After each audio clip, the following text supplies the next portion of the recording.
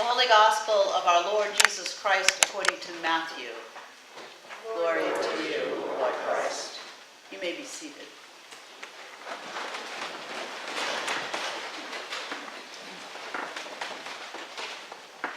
When morning came, all the chief priests and the elders of the people conferred together against Jesus in order to bring about his death. They bound him, led him away, and handed him over to Pilate, the governor. Then the soldiers of the governor took Jesus into the governor's headquarters, and they gathered the whole cohort around him.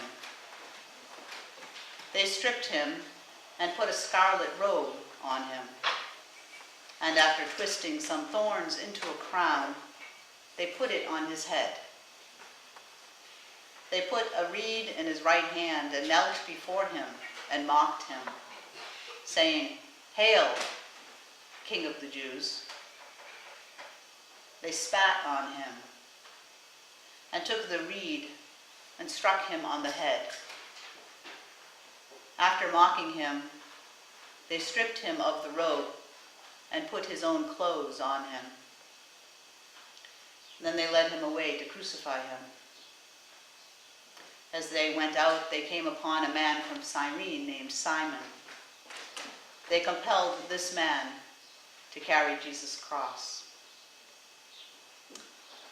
And when they came to a place called Golgotha, which means place of the skull, they offered him wine to drink, mixed with the gall.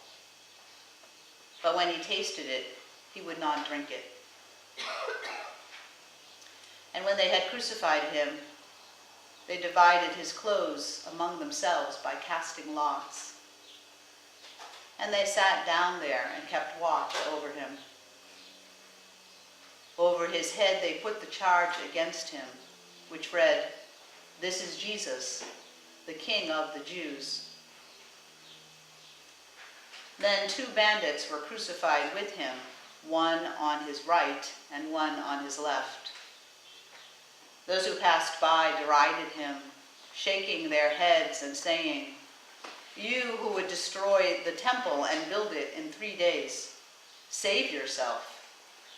If you are the Son of God, come down from that cross." In the same way, the chief priests also, along with the scribes and the elders, were mocking him, saying, "He saved others, but he cannot save himself. He is the King of Israel. Let him come down from the cross now, and then we will believe in him. He trusts in God. Let God deliver him now, if he wants to. For he did say, 'I am God's son.'" The bandits who were crucified with him also taunted him in the same way. From noon on, darkness came over the whole land until 3 o'clock in the afternoon.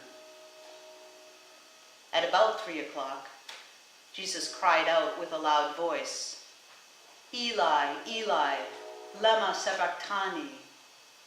That is, my God, why have you forsaken me?"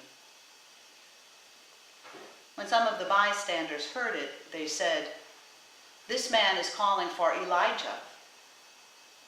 At once one of them ran and got a sponge, filled it with sour wine, put it on a stick, and gave it to him to drink. But the others said, "Wait, let us see whether Elijah will come to save him." Then Jesus cried again, and with a loud voice, he breathed his last. Now when the centurion and those with him who were keeping watch over him saw the earthquake and what took place, they were terrified and said, "Truly this man was God's son." The Gospel of the Lord. Praise to you, Lord.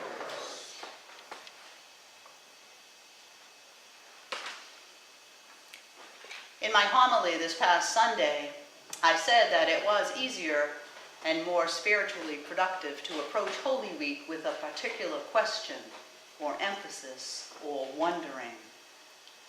Because the events of Jesus' passion and death and resurrection hold the central truths of everything that we believe as Christians. And Holy Week is just too big and deep and wide for us to try to grasp at all, let alone all at once in these few days. So I suggested that a good question to bring into Holy Week might be the one that Jesus asked his disciples much earlier in their time together. Who do you say that I am? This story is one of the many ways that God answered that particular question for me on a Good Friday several years ago. Before I was ordained, I always went on retreat during Holy Week, and that allowed me to really focus and immerse myself in the beautiful liturgies with lots of time for prayer and reflection. One of my favorite retreat venues is a big Jesuit place right on the ocean in Gloucester, Massachusetts. There are no TVs, no radios, no computers, no telephones, just deep, deep silence and the sound of the wind and the waves. Every morning, a member of the retreat house staff places the daily newspaper, usually the Boston Globe, on a table in the main hallway. That way, if you really want to know what's going on in the world, you can find out without making any noise whatsoever. So during this particular Holy Week retreat, I began following a front page story about a little African-American boy from Roxbury, which is a very tough part of Boston, who had been beaten and abused and nearly killed by his mother's boyfriend. The details of the story were horrific, and the pictures of this little child were just heartbreaking. Despite all that he had suffered, he was still a beautiful child with an angelic face and an innocent, open, and trusting look about him. He was being re-traumatized now by the legal proceedings against his mother and her boyfriend. The boyfriend had already been tried and sentenced. The court was now trying to figure out if and how the mother might have cooperated in the abuse and near murder of her child. So I prayed for this little boy all week long, every day, when I read the news from the trial with its horrifying details. I prayed for him. And I began to sense a connection with this little child who I had never met. As the days went by, I prayed for him and I cried for him and I accompanied him from a distance with my thoughts and my prayers. The depth of the connection that I was experiencing with him really surprised me. I didn't quite know what to make of it, but I just went where my heart and my spirit led, because that's what you do on retreat. And then, on Good Friday morning, I made my usual stop at the newspaper table in the front hall to see what had happened with my little long-distance friend the day before. It turned out that they had actually questioned him, the little boy, in court the day before. And they asked him if he thought it was possible that his mother might have known that her boyfriend was brutally beating and abusing him on a regular basis. And in his innocence, the little one answered that yes, she must have known.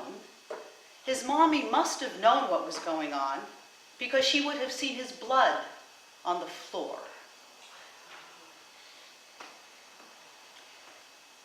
I think I sobbed out loud, and I threw the newspaper down, and I almost ran away, taking my anguish for him straight back to my morning prayers. It didn't occur to me until later on that day, later on that Good Friday day, that that little boy had become my Christ. He had become Christ to me during that retreat, that Holy Week, that year. I had never really understood before how the suffering of another human being could be redemptive for me. But I knew that the suffering of that poor little child had somehow redeemed me. He redeemed my humanity. I became more compassionate and caring, emotionally involved and invested in the life of a stranger. The experience sent me running into the arms of God. I became more the way God created me to be: compassionate, caring, feeling, open, gentle, human.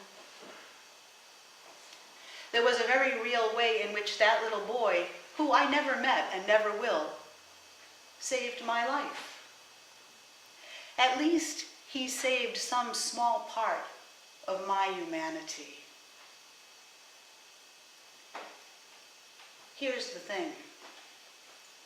If God can use even our human suffering to help us redeem one another, imagine what God can do with God's own suffering. St. Paul wrote, "Though he was in the form of God, Jesus did not deem equality with God as something to be grasped, but he emptied himself, taking the form of a servant. Being born in human likeness and being found in human form, he humbled himself and became obedient even to death, death on a cross." If the suffering of another human being can make us more human, then surely the suffering of God can make us more divine. In Jesus Christ, God suffered and died for us. It's the least we can do for one another. Who do you say that I am?